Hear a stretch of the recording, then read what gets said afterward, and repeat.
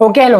तो आज की क्लास में हम लोग बात करने वाले हैं एरर्स के बारे में। हर जगह एरर पॉसिबल है, तुम्हारे कंप्यूटर में एरर पॉसिबल है, तुम भी गलतियां करते हो, मैं भी गलतियां करते हूँ, मैं इतनी सारी वीडियोस डाल चुका हूँ, कहीं ना कहीं में छोटी मोटी गलती तो हो ही गई होगी, होती रहती है, कभी बोलने में गलती, कभी चलने में गलती, खेलने में गलती। एरर्स हर जगह पॉसिबल है, बट हम वो वाले एरर्स की बात नहीं करेंगे, हम बात करेंगे एरर्स इन मेजरमेंट। जब भी हम मेजर करते हैं किसी को तो उसमें क्या एरर आता है, ठीक है। तो मेजरमेंट इन एरर बेसिकली उसको हम क्या बोल सकते हैं, ऑब्जर्वेशन एरर या फिर मेजरमेंट वाला एरर। बेसिकली क्या होता है, it is the difference between measured quantity and the true value, ठीक है। यानी अगर किसी भी चीज के मेजरमेंट में एरर तुम्हें निकालना है तो ट्रू वैल्यू यानी असली वैल्यू जो है उसमें से तुम्हें मेजर्ड वैल्यू को माइनस कर दो। तो माइनस करने के बाद तुम्हारे पास एरर आ जाएगा, और इस वैल्यू की वैल्यू जितनी ज्यादा होगी एरर उतना ही बड़ा होगा, और जितनी वैल्यू कम होगी एरर उतना ही छोटा होगा, ठीक है ना। अब एग्जांपल के तौर पे तुम्हें कोई काम करना था, ठीक है। अब मान लो तुम्हें वो काम एग्जैक्ट कितने बजे करना था, 5 बजे करना था, ठीक।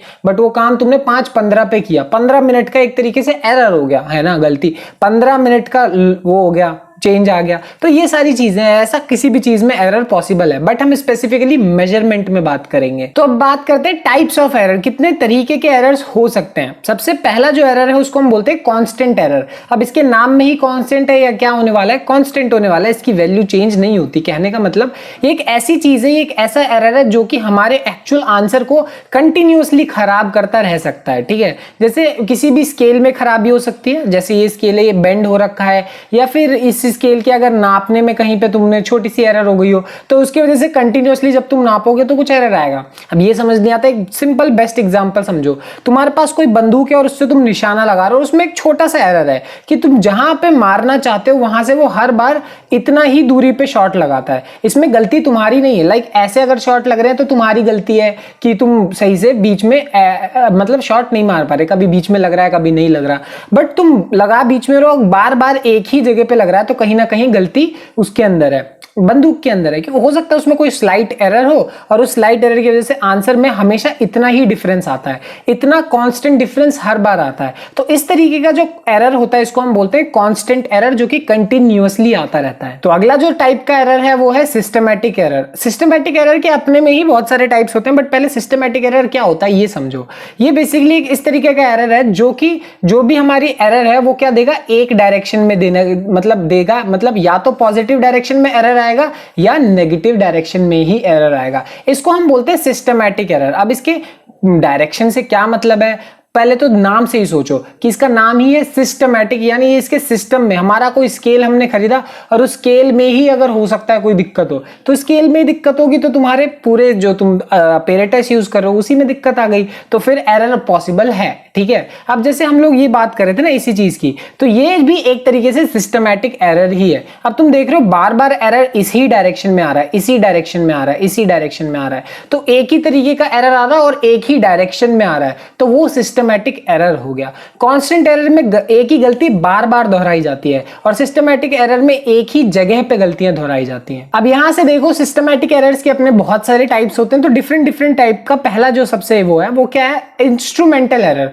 नाम में ही है, यानी इंस्ट्रूमेंट में तुम्हारे उसी में खराबी हो सकती है, और ये खराबी जैसे हमारे पास कोई मशीन है, मशीन का ये जो कांटा है उसको 0 पे होना चाहिए था, बट 0 की जगह वो थोड़ा सा राइट में, तो इस चीज को हम क्या बोलेंगे, इंस्ट्रूमेंटल एरर। पूरे मशीनरी में ही थोड़ी सी दिक्कत है। अगला जो सिस्टमैटिक एरर का टाइप है उसको हम बोलते हैं इम्परफेक्शन इन एक्सपेरिमेंटल टेक्निक। इसका क्या मतलब है, हो सकता है कि हमारे पास जो अरेंजमेंट के लिए, एक्सपेरिमेंट के लिए जो सामान चाहिए वो ही नहीं है। अगर इसका एग्जांपल सुनना है तो एक सिंपल एग्जांपल ऐसे सुनो, जैसे तुमने कभी सोना नापने की मशीन देखी होगी, छोटा सा ज्वेलरी वालों के पास होती है, बहुत छोटी सी मशीन होती है और इसके ऊपर वो लोग ज्वेलरी वगैरह रख के उससे नापते हैं, तुमने देखा जरूर होगा। अब ये जो चीज है ये मशीनरी होती है ज्वेलरी वालों के पास, उनको सही है क्योंकि जो सोना होता है वो ज्यादा भारी होता नहीं, मतलब भारी हो सकता है बट लोग ज्यादा भारी नहीं खरीदते मेजरली, तो यही चीज है कि उसका जो साइज है वो छोटा सा होता है। अब सोचो तुम्हें सोना नापना और तुम ये वाली मशीन ले आए बड़ी वाली जिससे तुम आटा वाटा नापते हो, तो इससे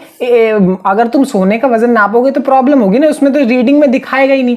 तो यहाँ पे एक इस तरीके का भी एरर हो सकता है कि जो जिस तरीके का सामान तुम्हें चाहिए वो सामान ही ना हो तुम्हारे पास, तो वो किसके अंदर जाएगा, इंपरफेक्शंस इन एक्सपेरिमेंटल टेक्निक के अंदर जाएगा। अगला जो एरर है वो क्या है, पर्सनल एरर। अब ये बहुत ज्यादा हो सकता है, खुद सोचो किसी भी इंसान के उसकी खुद की गलती की वजह से कुछ कुछ चीजें हो सकती है कि नहीं। जैसे एग्जांपल के तौर पे ऐसे समझ लो किसी इंसान को चश्मा लगा हुआ है, अब वो चश्मा के बिना किसी चीज को, दूर की चीज को अगर नापने की, मेजर करने की कोशिश करेगा तो हो सकता है एरर हो, चांसेस बहुत ज्यादा है क्योंकि उसको चश्मा लगा हुआ है। मुझे चश्मा नहीं लगा, ये सिर्फ कंप्यूटर वाले ग्लासेस हैं, तो यहां बस समझो कहने का मतलब कि ऐसे लोग जिनको चश्मा लगा है, दूर की चीजें देखने में प्रॉब्लम होती है, वहां पे ये बेसिकली क्या होता है कि उन लोग को हो सकता है कि जब वो नापे तो एरर होने के चांसेस बहुत ज्यादा होते हैं, है ना, इसीलिए वो लोग चश्मा पहनते हैं, यही वाली बात है। अगला जो एरर है वो क्या है, error due to external causes, मतलब बाहर की वजह से भी गलतियां हो सकती हैं, जैसे प्रेशर, टेम्परेचर, विंड, हो सकता है, बहुत ज्यादा चांसेस है। इसका एक सिंपल एग्जांपल,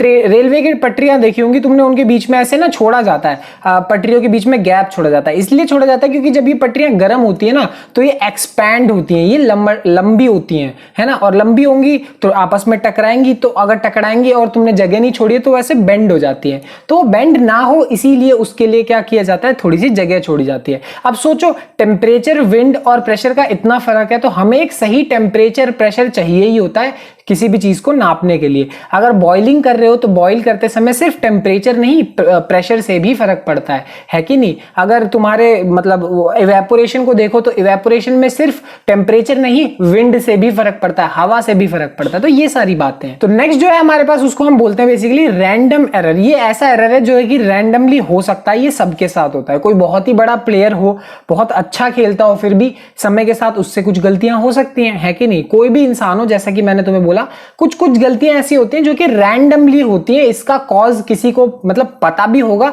तो हम ठीक नहीं कर सकते क्योंकि परफेक्शन हमारे हाथ में नहीं है। तो रैंडम एरर है, किसी के साथ भी होता है। कोई बहुत ही अच्छा शूटर हो तो भी वो कंटिन्यूअसली परफेक्ट शॉट नहीं लगा सकता, कभी ना कभी उससे भी गलती होंगी। तो रैंडमली अगर वो गलती करता है तो वो रैंडम एरर हो गया। नेक्स्ट जो एरर है उसको हम बोलते हैं लीस्ट काउंट एरर। अब लीस्ट काउंट एरर बेसिकली क्या होता है कि ये होती है हमारे पास लीस्ट काउंट नापने की ताकत। अब बेसिकली मैं तुम लोग को समझाता हूं, जैसे अभी हम लोगों ने गोल्ड वाला एग्जांपल देखा था, वो भी इसके अंदर आ सकता है। कैसे, अब तुम नटराज का कोई भी स्केल या फिर बचपन से जो स्केल यूज करते आ रहे हो, इस स्केल का जो सबसे छोटी रीडिंग होती है, देख रहे हो यहां से यहां तक सबसे छोटी, मतलब यहां से यहां तक पूरा 1 सेंटीमीटर है, और एक सेंटीमीटर कितने 10 ऊन से मिलके बना हुआ होता है। मतलब तुम मिनिमम से मिनिमम इसमें 1 मिलीमीटर नाप सकते हो, 1 मिलीमीटर नाप सकते हो। बट क्या तुम इसमें, अगर मैं तुमसे बोलूं कि इससे 1 माइक्रोमीटर नाप के दिखाओ, माइक्रोमीटर इतना छोटा होता है, वो मिलीमीटर से भी छोटा होता है, बहुत ही ज्यादा छोटा, तो क्या तुम इससे नाप पाओगे? नहीं नाप पाओगे, क्योंकि इस स्केल में वो क्षमता ही नहीं है। बेसिकली इसी चीज को बोलते हैं लीस्ट काउंट, कि वो सबसे छोटा, सबसे स्मॉल क्या नाप सकता है, तो वो लीस्ट काउंट के अंदर आता है। और फाइनल और आखिरी एरर जो टाइप है डिफरेंट टाइप का, वो क्या है हमारे पास, ग्रॉस एरर या फिर मिस्टेक। ये किसी के साथ गलती हो सकती है। मान लो कि कोई भी इंसान गलती तो कर ही सकता है, तो गलती केयरलेसनेस की वजह से हो सकती है। इससे पहले जो चश्मे वाला एग्जांपल देखा था वो नेचुरल है, कोई इंसान अपनी जानबूझ के तो करता नहीं है, आंखें खराब हो गई, वो थोड़ा सा डिफरेंट था, बट हाँ तुम ज्वाइन तो कर सकते हो।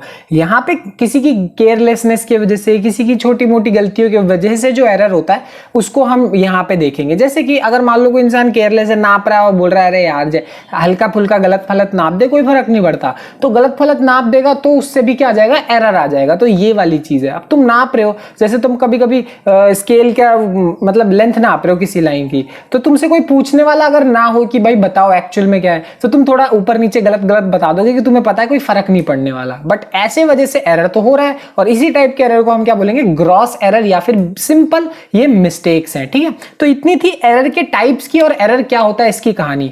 ये चीज ज्यादा एग्जाम में नहीं आती, ये सिर्फ थ्योरेटिकल है। एक्चुअल जो एग्जामिनेशन पॉइंट ऑफ व्यू से और इंपॉर्टेंट पॉइंट ऑफ व्यू से चीजें वो अगली क्लास में देखेंगे। और ऐसा भी फिर से एग्जाम्स के लिए मत पढ़ो, ये भी चीजें इंपॉर्टेंट थी अपनी जगह। ठीक है, मिलते हैं अगली क्लास में, बाय बाय।